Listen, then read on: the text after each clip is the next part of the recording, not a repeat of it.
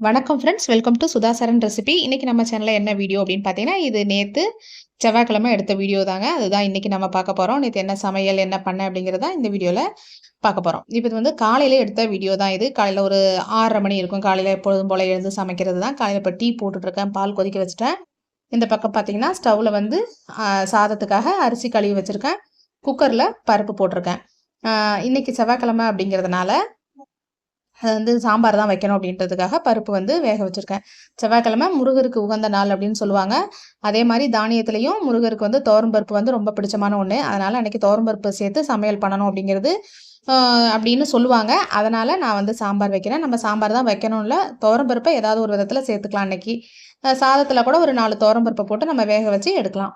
அதனால நான் அன்னைக்கு சாம்பார் வைக்கிறேங்க. என்ன சாம்பார் அப்படின்னு பார்த்தீங்கன்னா, கிள்ளி போட்ட சாம்பார் தான் வைக்கிறேன். அதுக்காக பருப்பு குக்கர்ல வேக வச்சிருக்கேன். பருப்பு, மஞ்சத்தூள், பெருங்காயம், தக்காளியும் சேர்த்துட்டேன். சேர்த்து இத நல்லா இப்போ வேக வச்சு எடுத்துக்கலாம். இப்போ பருப்பு வந்து வேக வச்சு எடுத்துட்டேன். இப்போ தாளிச்சிரலாம். தாளிக்கிறதுக்கு வாணல்ல கொஞ்சமா எண்ணெய் ஊத்திருக்கேன். எண்ணெய் சூடானதுக்கப்புறம் கடுகு, உளுந்து, கொஞ்சமா ஜீரகம், கொஞ்சம் வெந்தயம் இத சேர்த்து தாளிச்சிரலாம். அதுக்கப்புறம் இதில கட் பண்ணி வச்சிருக்க ஒரு 3 காஞ்ச மிளகாய் 2 2 அப்படியே கட் பண்ணி வச்சிருக்கேன். கிள்ளி வச்சிருக்கேன். அதையும் நம்ம சேர்த்துரலாம். சேர்த்துட்டு இப்போ இது கூட வெங்காயம், 10 பல் பூண்டு தோல் உரிச்சு இடிச்சு வச்சிருக்கேன். அது கொஞ்சம் கருவேப்பிலை இதையும் சேர்த்து நல்லா வதக்கிக்கலாம். பூண்டு சேர்த்து தான் இதில வதக்கணும். அதுதான் வந்து நல்லா வாசனையா இருக்கும் இந்த சாம்பாருக்கு.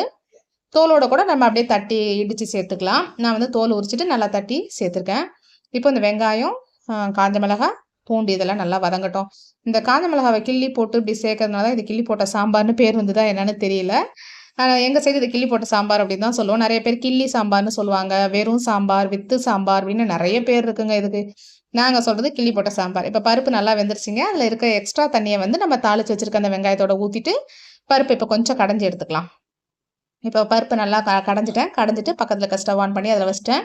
இப்போ இது வெங்காயம், காஞ்ச மிளகாய் எல்லாம் வதக்கி வச்சிருக்கோம் இல்லைங்களா? அதையும் எடுத்து நம்ம பருப்போட சேர்த்துரலாம். சேர்த்து இத நல்லா கலந்து விட்டுட்டு, சாம்பாருக்கு தேவையான அளவுக்கு தண்ணி சேர்த்துக்கலாம். தேவையான அளவு தண்ணி சேர்த்துட்டு, உப்பும் போட்டுக்குவோம். அவ்வளோதான். ரொம்ப ஈஸியா இந்த சாம்பார் வந்து ரெடி பண்ணிரலாங்க. டேஸ்ட்டும் பார்த்தீங்கன்னா, சூப்பரா இருக்கும். காரம் இல்லாம நம்ம லைட்டா சாப்பிடணும் அப்படின்னு நெனச்சோம்னா, இந்த சாம்பார் வந்து கண்டிப்பா ட்ரை பண்ணி பாருங்க. இப்ப நான் உப்பும் சேர்த்துட்டேன். அவ்வளோதான்.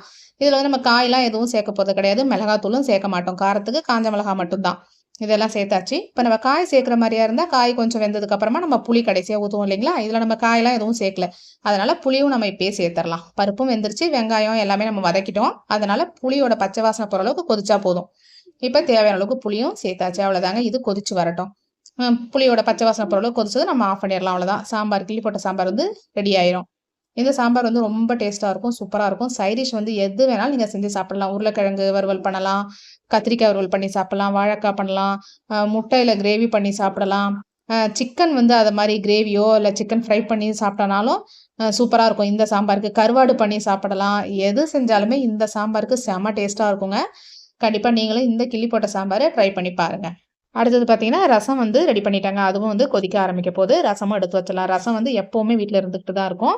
2 நாளைக்கு வச்சுக்குவேன். இன்னைக்கு வைக்கிறேன்னா, இந்த ரசம் வந்து நாளைக்கு ஒரு நாள் வச்சுக்குவேன். அவ்வளோதான். அடுத்த நாள் திருப்பி ரசம் புதுசா வச்சுருவேன். அதனால ரசம் எப்பவுமே இருக்குங்க. இப்ப ரசமும் பார்த்தீங்கன்னா, கொதிக்க ஆரம்பிச்சுருச்சு. அதையும் வந்து எடுத்து ஊத்தி வச்சுருவேன். அடுத்தது ரசம் எடுத்து ஊத்தி வச்சுட்டு, அடுத்தது வந்து உருளைக்கிழங்கு பொரியல் பண்ண போறேன். உருளைக்கிழங்க குட்டி குட்டியா கட் பண்ணி பண்ணிக்கலாம். 2 அதிகம் தான். எங்க வீட்ல உருளைக்கிழங்கு யாரும் அதிகம் சாப்பிட மாட்டோம். அதனால 2 2 மட்டும் தான் பண்றேன். இப்ப இந்த பாத்திரத்துல கொத்தமல்லி தழை வந்து குட்டி குட்டியா கட் பண்ணி போட்டுருக்கேன். இந்த மாரி கொத்தமல்லி இலைய வந்து நம்ம கடைசியா கட் பண்ணி போட்டு ரசத்த இப்ப கொதிக்க ஆரம்பிச்சுச்சுங்க. இத எடுத்து அதுல ஊத்துனோம்னா ரசம் நல்லா வாசனையா இருக்கும். அந்த மல்லி இலையோட வாசனையோட சூப்பரா இருக்கும் ரசம் கடைசியா சேர்க்கும்போது. இப்ப சாம்பார் ரெடி ஆயிடுச்சு. அதையும் எடுத்து நம்ம வச்சிடலாம். வச்சுட்டு இப்ப உருளைக்கிழங்கு வந்து நான் வந்து ஃப்ரை பண்ண போறேன்.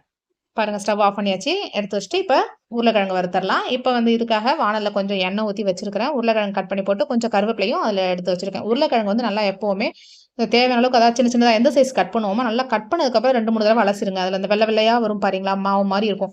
அதெல்லாம் வந்துட்டு அந்த வெள்ள கலர் போற வரைக்கும் 2, 3 டைம் நல்லா அலசிருங்க. கட் பண்ணி போட்டதுக்கப்புறம், அலசுனதுக்கப்புறம் தான் நீங்க வந்து பொரியலோ, இல்ல வேற எதுக்கு பயன்படுத்தினாலும் பயன்படுத்தணும். அப்பதான் வந்து அது நல்லாருக்கும். இப்ப வந்து நான் வாணல்ல எண்ணெய் ஊத்திட்டேன். எண்ணெய் ஊத்திட்டு கடுகு, உளுந்து மட்டும் போட்டுட்டு, அது பொரிஞ்சதுக்கு அப்புறமா நம்ம கட் பண்ணி எடுத்து வச்சிருக்க உருளைக்கிழங்கு, கருவேப்பிலை இருக்கு இல்லைங்களா? அதையும் சேர்த்துக்கலாம். சேர்த்துட்டு இத நல்லா வந்து எண்ணெயிலே வதக்கி விடலாம். தண்ணி எதுவும் நான் இன்னைக்கு சேர்க்காம தான் உருளைக்கிழங்கு பண்றேன். எப்பவுமே அப்படிதான். உருளைக்கிழங்கு வறுவல் பார்த்தீங்கன்னா, தண்ணி சேர்க்க மாட்டேன். அந்த எண்ணெயிலேயே வந்து நல்லா வதக்கி விட்டு கொஞ்ச நேரம் மூடி வச்சிருந்தோம்னா, நல்லா சீக்கிரமா வெந்துரும்.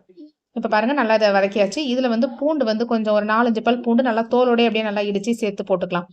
பூண்டு வந்து கண்டிப்பா எப்பவுமே உருளைக்கிழங்கு பொரியல்ல பூண்டு இல்லாம இருக்காது. பூண்டு போடணும். கொஞ்சம் பெருங்காயமும் சேர்த்துக்கோங்க. சேர்த்து செஞ்சோம்னா நல்லாருக்கும். இந்த கேஸ் பிரச்சனை அந்த இதெல்லாம் எதுவும் இருக்காது. இப்ப தேவையான அளவுக்கு உப்பும் போட்டுட்டேன். போட்டுட்டு நல்லா இத கலந்தாச்சு. இந்த எண்ணெயிலே நல்லா கலந்து விட்டுருவோம். இப்பவே நல்லா ஒரு பாதி அளவுக்கு நல்லா வெந்துரும். உருளைக்கிழங்கு சின்னதா தானே கட் பண்ணியிருக்கோம். சீக்கிரம் வெந்துரும். இப்ப வந்து தேவையான அளவுக்கு மிளகாத்தூள் போட்டுக்கலாம். நான் ஒரு 1/2 ஸ்பூன் அளவுக்கு மிளகாத்தூள் போட்டுக்கிறேன். போட்டுட்டு இதையும் இந்த எண்ணெயிலேயே சேர்த்து நல்லா கலந்து விட்டுக்கலாம். மிளகாத்தூள்ல இருக்க கலரே போதுங்க. நல்லா கலரா வரும். அதனால நான் மஞ்சத்தூள் வந்து சேர்க்கல. இப்ப இது நல்லா இந்த எண்ணெயில கலந்து விட்டு மிளகாத்தூளோட பச்சை வாசனை போற அளவுக்கு கொஞ்ச நேரம் மூடி வச்சிருந்து எடுத்தோம்னா, உருளைக்கிழங்கு வறுவல் வந்து ரெடி ஆயிருங்க. இப்ப மிளகாத்தூள் காயோட எல்லா பக்கமும் சேர்ற மாரி நல்லா கலந்து விட்டுட்டேன். கலந்து விட்டுட்டு இத மூடி வச்சு சிம்லயே வேக வச்சோம்னா, சூப்பரா வந்து உருளைக்கிழங்கு வெந்துரும். லாஸ்ட்டா கொஞ்சமா அந்த மாரி பெருங்காயத்தூள் சேர்த்துக்கலாம். சேர்த்துட்டு இதையும் நல்லா ஒரு தடவ மிக்ஸ் பண்ணி விட்டுருவோம். பெருங்காயம் சேர்க்கறதுனால அந்த வாசனை அதிகமா இருக்கும். பெருங்காய வாசனை வரும் அப்டின்லாம் நெனைக்காதீங்க. அந்த மாரி எதுவுமே வராது. சூப்பரா இருக்கும்.